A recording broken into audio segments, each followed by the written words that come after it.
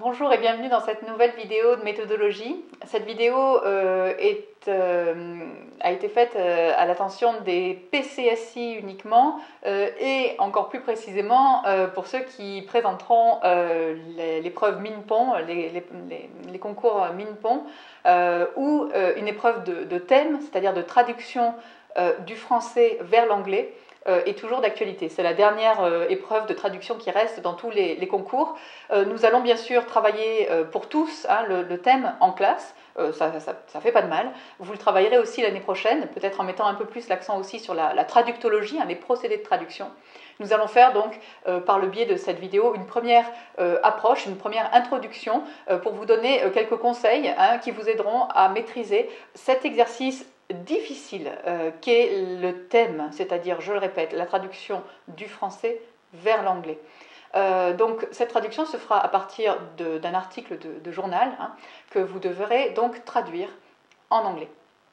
Les thématiques abordées dans ces articles et dans les divers thèmes proposés au concours sont parmi les thématiques, les grands sujets de société et d'actualité que nous travaillons en classe cette année et que vous travaillerez aussi l'année prochaine. Alors, quelques généralités sur la traduction en général et sur le thème en particulier. Avant d'aborder donc l'exercice de traduction, il faut que vous ayez en tête le fait qu'il n'existe pas une seule bonne traduction. Je dis souvent, il n'existe pas une seule bonne traduction. En revanche, il y a des traductions qui sont fausses. Donc, il n'existe pas un seul modèle. D'ailleurs, si vous prenez n'importe quel livre dans une librairie qui a été traduit de l'anglais, par exemple, et vous verrez que selon les éditions, il y a eu divers traducteurs. Et si vous prenez deux éditions différentes, publiées à deux moments différents par deux traducteurs différents, vous verrez qu'il y a des différences et que la traduction n'est pas... il n'existe pas qu'une possible, une bonne. La traduction, c'est toujours trahir, dit un proverbe italien qui est assez juste. On perd quelque chose dans la traduction, mais le rôle du traducteur, c'est d'essayer d'en perdre le moins possible et de faire passer le plus possible. Il n'y a donc pas qu'une seule traduction de juste. En traduction, il peut y avoir des changements. Il y a parfois beaucoup de changements. Les étudiants ont tendance à se raccrocher au mot à mot et ne veulent pas changer ou n'osent pas changer. Il peut y avoir des changements, par exemple, dans la syntaxe des phrases. Il peut y avoir des changements aussi dans la catégorie grammaticale des mots. Un verbe, tout d'un coup, peut devenir un nom dans l'autre langue. Vice-versa, un adjectif peut devenir un adverbe. Ce genre de choses. Il peut y avoir une différence un changement dans le découpage des phrases. On peut choisir de couper une phrase qui serait trop longue dans la langue d'arrivée. Il y a un changement aussi, le plus flagrant, c'est un changement finalement dans le nombre de mots que l'on a au départ et à l'arrivée. Le français et l'anglais sont deux langues qui fonctionnent de manière différente. Le français a tendance à être ce qu'on appelle analytique, c'est-à-dire qu'il déroule après le verbe un certain nombre de choses avec beaucoup de connecteurs type de, de prépositions, etc. En anglais, on a tendance à ramener tout ça en groupes nominaux avant le verbe, très condensés, où on évite les of justement et où on crée des groupes nominaux avec un nombre d'adjectifs très important parfois qui permet de dire un maximum de choses en un minimum de place, on va dire. L'anglais est très condensé et le français aura tendance à s'étaler, pour le dire un peu prosaïquement, un peu plus. Donc il faut tenir compte de ça aussi, il ne faut pas être surpris. Et il faut donc partir du principe qu'il va y avoir des changements dans votre texte d'arrivée par rapport au texte de départ. C'est normal. On ne traduit pas mot à mot, mais on va prendre l'habitude de découper le texte de départ en blocs de sens, ce qu'on appelle des blocs de sens. Je reviendrai dessus tout à l'heure. Le bloc de sens, c'est un bloc indépendant, quelque chose qui va être travaillé et qui va être traduit en tant que tel. Pas dans l'ensemble de la phrase, mais qui peut être indépendant. Ça peut être un sujet, un verbe et un complément, par exemple. Et ensuite, on aura une subordonnée derrière. Cette subordonnée, on la traitera en un bloc de sens ou en plusieurs blocs de sens.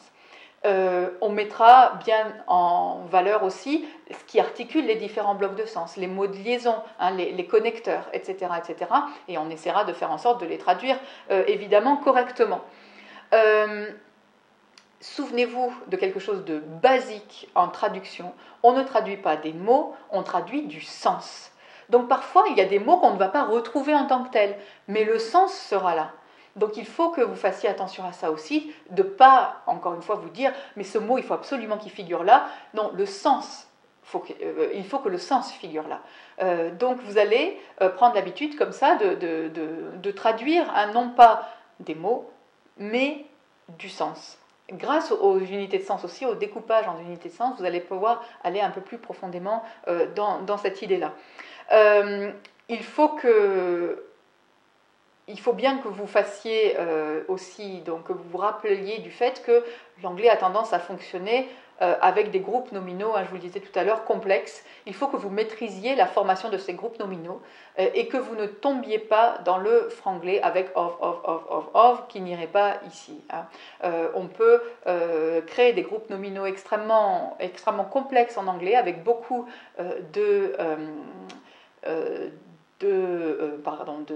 d'adjectifs, tandis qu'en français, on aura tendance à avoir par exemple, si je dis, je ne sais pas, j'avais un exemple dans un texte récemment, le personnel pénitentiaire de la prison de Détroit, vous pouvez condenser ça, le personnel pénitentiaire de la prison de Détroit, tout ça, on peut condenser ça en un groupe nominal en anglais. Par exemple, on pourra dire the Detroit prison staff. Detroit prison staff. 3 mots. Vous voyez à quel point l'anglais condense. Donc voilà, gardez ça en tête, les différences de fonctionnement des deux langues sont très importantes. Donc, il va aussi s'avérer parfois que malgré tout le vocabulaire que vous avez appris en classe, et c'est pour ça qu'on apprend du vocabulaire en classe aussi et qu'on fait des tests de vocabulaire, malgré tout ça, vous ne saurez pas le sens d'un mot en anglais, vous n'arriverez pas à le traduire. Donc dans ce cas-là, il faut essayer d'aller au plus général, essayer de ne pas faire de contresens, mais d'aller au plus général. Ceci, par exemple, si vous avez un type de bâtiment particulier, on vous parle d'un pavillon, par exemple, qui est une petite maison individuelle. En français, vous avez ce mot pavillon en français dans le texte. Vous ne savez pas dire ça en anglais, vous dites building. Vous cherchez à chaque fois le mot qui va venir un petit peu comme ça, chapeauter tout ce que... résumer un petit peu tous les mots qui peuvent entrer dans cette catégorie. Donc le mot le plus général, le plus générique possible. On fera attention également à ce qu'on appelle le calque, qui est une faute classique, c'est-à-dire que l'on va calquer le mot anglais sur le mot français, comme si ce mot français était transparent et pouvait être transposé en anglais. Donc c'est un écueil important. Le calque, on fera attention à ça. On fera attention aussi aux expressions idiomatiques ou aux proverbes ou tout simplement aux expressions qui ne sont pas traduisibles mot à mot en anglais, en faisant attention à ne pas faire de calque. Par exemple, si je dis en français « il n'a pas fait attention à elle », ce n'est pas le verbe « faire » que l'on va utiliser en anglais, c'est pas do ni make, c'est pay, to pay attention. Donc là, c'est des choses à savoir aussi, c'est des choses que vous allez bien sûr acquérir tout ça par votre pratique de l'anglais, non seulement par le vocabulaire thématique que vous apprenez en classe, mais par aussi un vocabulaire plus généraliste que vous allez acquérir par le visionnage de séries, de films que vous faites assidûment, je l'espère et je le sais que c'est le cas pour beaucoup d'entre vous, à la maison. Donc attention, des phrases du type aussi, alors des expressions idiomatiques qui sont très connues, vous en avez souvent, je pense, entendu plusieurs dans vos études.